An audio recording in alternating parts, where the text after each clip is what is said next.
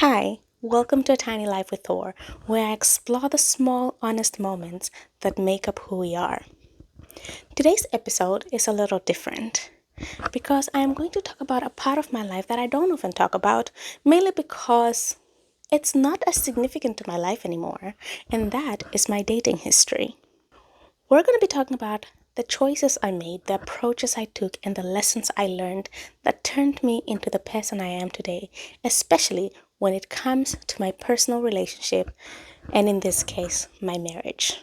While we won't specifically be talking about my marriage, we will be talking about the lessons I've learned from my past dating history. It is a very interesting topic to talk about, especially because of a lot of harmful norms that are being normalized in media today that distort the idea of what a real relationship should be and look like. This podcast is not about revisiting the past for nostalgia purposes, it's solely about talking about what I've learned from the past and how it has made me a better partner, a better friend, and a better person altogether. So let's unpack the stories that taught me about connection, vulnerability, and growth. Welcome to A Tiny Life with Thor.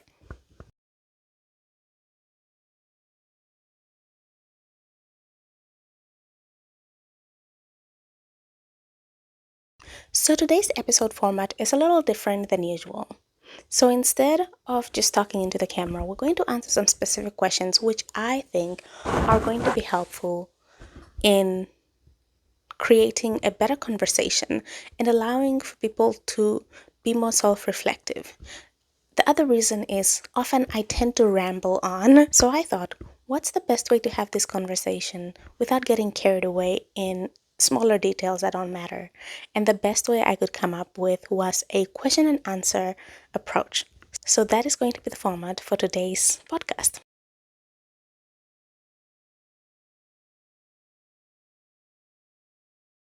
My first experience with dating was in high school. My first boyfriend was when I was in 11th grade. And honestly, if we're being true, I cannot sit here today and say that that relationship actually taught me anything. It was, even when it ended, I wasn't heartbroken. My ego was wounded more than anything. So if we are having a genuine conversation, I don't think there's any life lesson, any relationship lessons that I've taken from my high school relationship.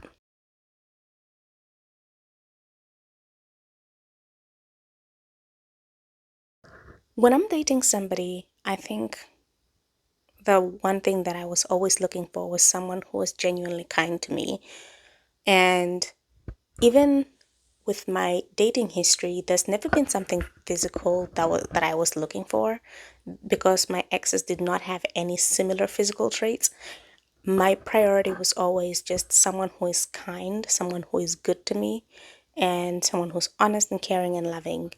I never had any physical traits that I looked for in a person, and but there is one coincidence between my exes and even my husband is they were all engineers.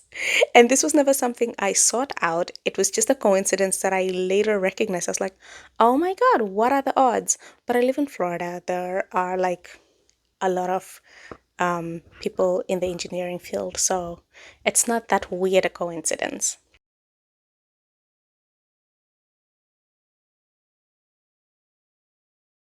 I think that my approach to dating has always been the same. It has always been if I'm in a relationship, I'm in it. I've never been one foot out of any relationship that I've been in, regardless of like how long that relationship lasted.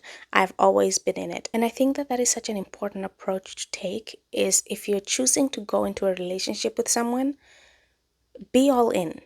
I am not nonchalant. I don't play games with people I'm in relationships with. If I'm upset, I will text you and tell you I'm upset. I'm not going to ignore you. If I like you, I'm going to tell you I like you. Like, I am very open about my feelings. I share a lot. I open up to the people I'm dating a lot because I have never been in a relationship where I'm like, it's just to kill time. Every person I've been in a relationship with, whether or not that relationship ended well, I've always been in that relationship and I've been present and I have never half-assed it. I've given everything in every relationship that I've been in, and I believe that like that is the only approach you should take in relationships. If you're in a relationship trying to compete about who cares less, that's not a relationship you should be in. Your relationship should not be a competition about whose ego is bruised easily or who has a bigger ego. I always take my ego out of my relationships. I'm never afraid to say I'm wrong. I'm never afraid to say I'm sorry. Even when I don't think I'm wrong, the approach I always take is I said something or I did something and I did not mean to hurt you, or I didn't mean it the way you took it. But that doesn't matter. If my partner was hurt by something I did, by something I said, whether or not I agree that that thing was meant to be hurtful, it hurt them. So I apologize. I take responsibility that my actions, while they did not intend to do that, hurt you. And that does not make me any less of a person. It doesn't make me a simp. Maybe it does, and that's okay. But I always took my ego out of my relationships and recognized that like I'm in this with this person that I really like. I always envisioned a future with everyone I dated because I don't believe in dating someone that I cannot envision a future with. I've never dated someone to kill time, you know? So that's always the approach that I've taken.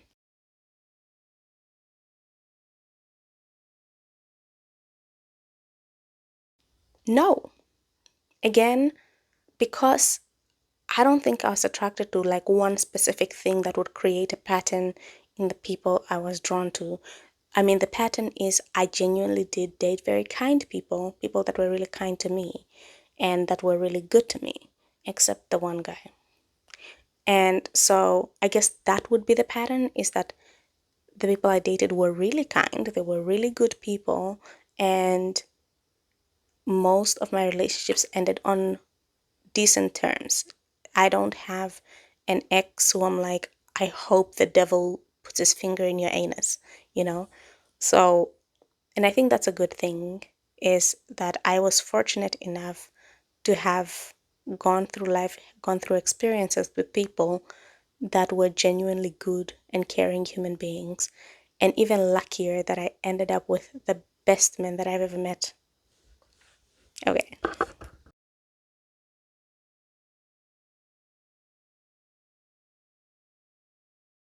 Yes and no. No, in the sense that I never changed my core identity to fit someone else's expectations. For instance, I would not change the values that I believe in to fit someone else's expectations. But I did change in the sense that when you're dating someone, when especially when you get married to someone, you have to change who you are because you're no longer this single individual. You're now in a partnership and you have to make concessions. You kind of have to make compromises about things about yourself. You know, I don't believe in the idea of like, take me as I am, mainly because we are flawed individuals. And being with someone is recognizing that, like, I need to work on parts of myself to be a better partner for somebody else. And so, in that sense, yes, I did change a lot of parts about myself. I changed the way I communicate with people because when you're in a healthier relationship, you recognize that you don't have to be yelling all the time. You can get your message across without feeling like you need to hurt someone's feelings to express how hurt you are, So, in that sense, yes, I did change who I am, but not necessarily to fit someone's expectations, but to create a better partnership with somebody. And it is so important when you're in a relationship to recognize that, like, you cannot enter a relationship with accept me for who I am. That is not what that phrase should mean, that you're so unchangeable and immovable in your beliefs, in like the things you do, that you're willing to forego a relationship because someone doesn't like parts of parts of you. I don't think, and I think it's very unrealistic to expect this. I don't think you're ever going to find someone who loves every single part of you. And if you keep searching for that, if you keep searching for someone who loves 100% of you, you're going to keep searching. And if someone looks at this video and says, "Oh, my husband, my boyfriend loves every bit of me," then he's lying to you. Like, I love my husband to death. I would give up my life for him. But there are things about him that I don't like. And there were things about him I didn't like when we met. And he worked on those things.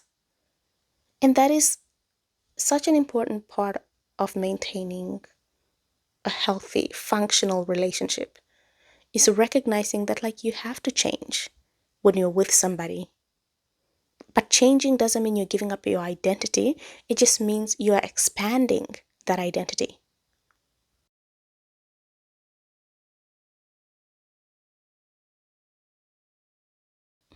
I once dated a guy who, at the beginning of us dating, did tell me that he had, you know, drug problems when he was in his early teens and late 20s, but he had worked on himself and had been clean for about a decade.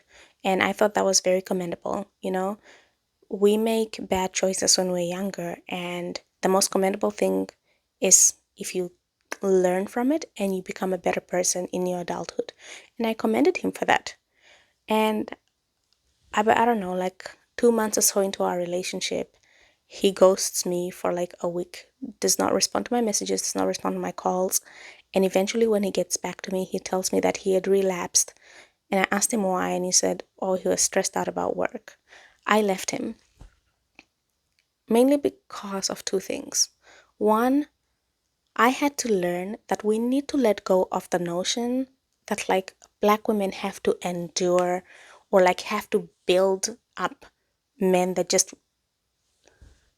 won't put in the work for themselves, or like Black women have to be people's rehab facilities or people's anger management.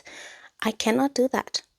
I had to leave that relationship because immediately when he said that, I said to myself that, what happens if we stay together and we have kids and he gets stressed out? Does he relapse because he's stressed out about our children? What happens when the economy tanks and we lose our jobs or whatever? Does he relapse because of that? And I said to myself that that is not something I want to deal with. That is not the for worse in for better or for worse that I am prepared to, or I'm ever going to be ready to deal with. And that is okay. Because to a certain extent, especially in the early stages of your relationship, you have to draw clear boundaries about the things that you're willing to, about the things that you're willing to handle, you're able to handle. And I could not handle someone who does drugs because they're overwhelmed at work. And that's not selfish. That was just not a future that I could see myself in.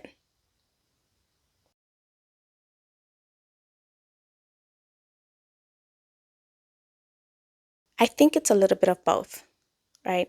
Because you could find the right person at the wrong time, at a time where you're not willing to make concessions, at the time where you're not willing to make sacrifices, right? So I think we can find the right person, but we should also be willing to become the right person for that someone. Because in order to not only be with the right person, but also be the right person, for that someone, is you have to make sacrifices. You have to change who you are. You have to be a little bit less selfish, be a little bit more selfless when it comes to that relationship. So while I don't think the perfect person exists, I think it is very much possible to create the perfect partnership when both of you are willing to work on it, are willing to put in the work, are willing to make sacrifices to be the best partners for each other.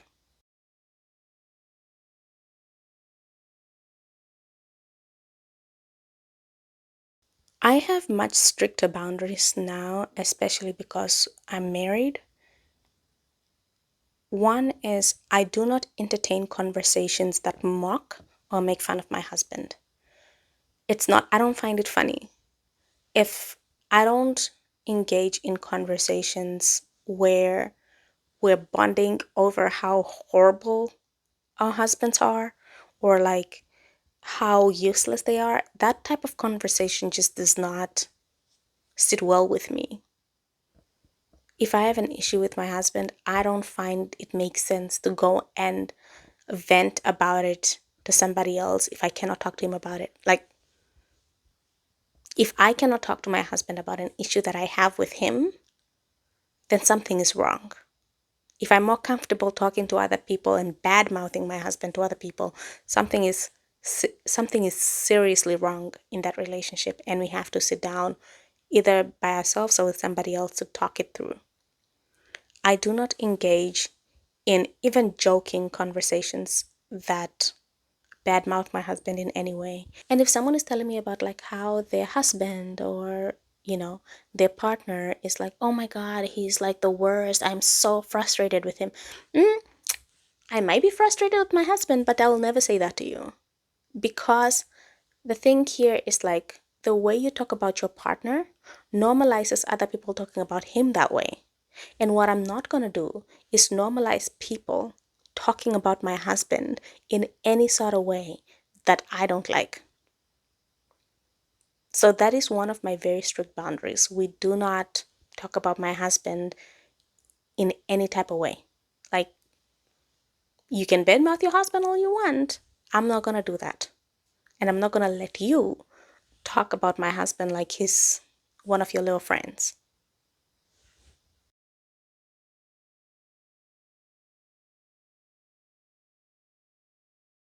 I think the most important thing that became clear to me is from the beginning of your relationship, you have to make sure that you guys believe in the same things. I'm not even joking. On our first date with my husband, we spoke about politics because I wanted to make sure that like we are on the same page. We believe similar things, especially the core values. Do we believe in racial equality? Do we believe in gender equality? Do you believe in the rights of the LGBTQ people? Do you believe, like, what's your stance on immigration? Like, where do you fall on the political spectrum? And I had to make sure that we aligned when it comes to the important things. The reason I say this is I'm not trying to create a bond with someone and then later realize, after putting in all this time, realize that like when we go to the voting booth, you're voting to take away my right to have like proper health care. You're voting away my right to vote. You're voting against things that directly oppose who I am or hurt other people. I cannot put in the work and find that out. Because what do you do then? Do you put your morals aside because you love this person? Or like, do you then throw away all that work? So from the beginning, on our first date, we spoke about those things. And it is so important because I don't want to have this conversation with you when there's a very divisive election happening. That's when we talk about these things. I don't want to have this conversation with you years down the line when our child comes out to us as queer and you want to disown them, and that's the only time we're having this conversation. These are so important. It's important to define those values, to be clear about them from the beginning, and make sure that this person that you're building something with is someone who clearly aligns with things you believe in. People say, oh, we don't talk about politics. Sure, don't talk about politics now, but eventually you're going to have to. And that's how resentment starts. Because I cannot imagine building a life with somebody for so long and then recognizing that, like, they hold very, very different morals than I do.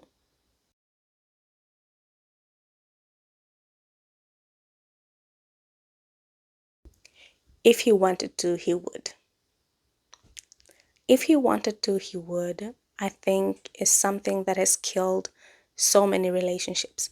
Because at the end of the day, the idea of if he wanted to, he would is rooted in the notion that he automatically knows what you want. And I had that approach for a while. I was like, oh, well, you just don't buy me flowers this often. Is it because you don't want to buy me flowers? It's like, do you want flowers often? Oh, okay, I can do that. I can get you flowers often because now I know that you want flowers often. Or do you want me to just plan surprise dates? Do you want to not like work together on like the dates that we're going to? Would you like me to sometimes just like do a surprise date? Okay, like it is so easy to create romance in your relationship if you fully communicate what your expectations are from your partner. Like when I met my husband, he was like, I am not a romantic. And him saying that, he was not saying that I will never be romantic.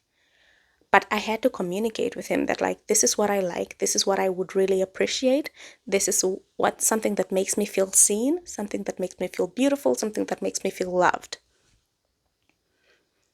He opens a car door for me every single time. And my in laws are just like, he's never done this for anyone before. But like, I had to communicate that to him.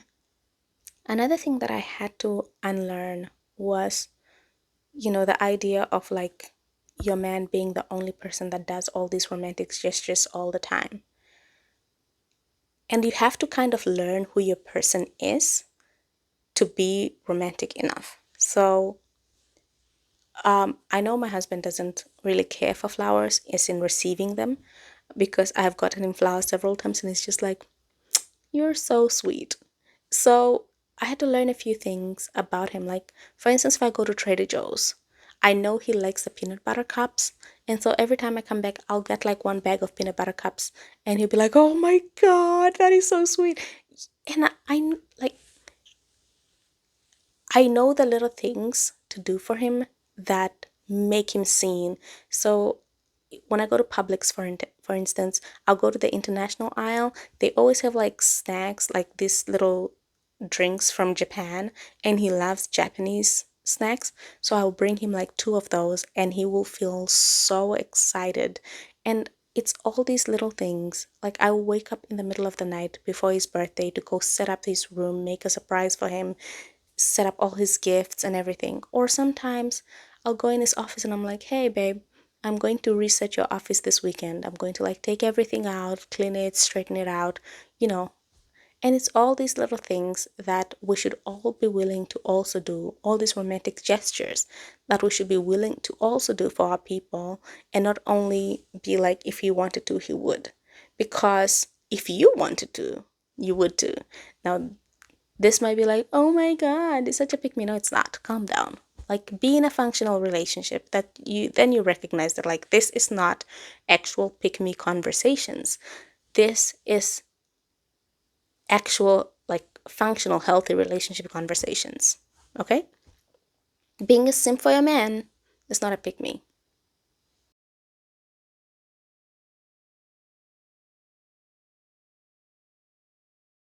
Being able to take my wig off and my hair out in front of my husband. I have never taken my wig off or like had my hair undone with any of my exes.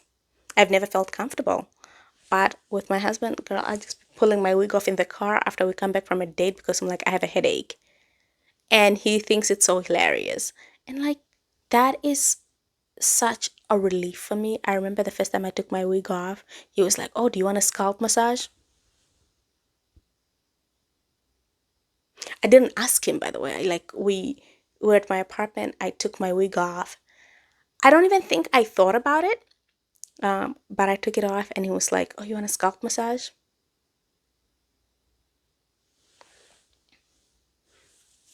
He did not he did not even think about it. It was just like he just. And then there was another time again where I had crochet in and then I took it out. I was taking it out actually, and he was like, do you want me to help you take it out? And then he did, and he was, I think I have like some pictures of him helping take out my hair. And that's just when I realized that like I can be myself around this man. And I know that sounds like such a small thing, but it was such a significant moment for me. It's fine, okay? We're married, we're locked in for life.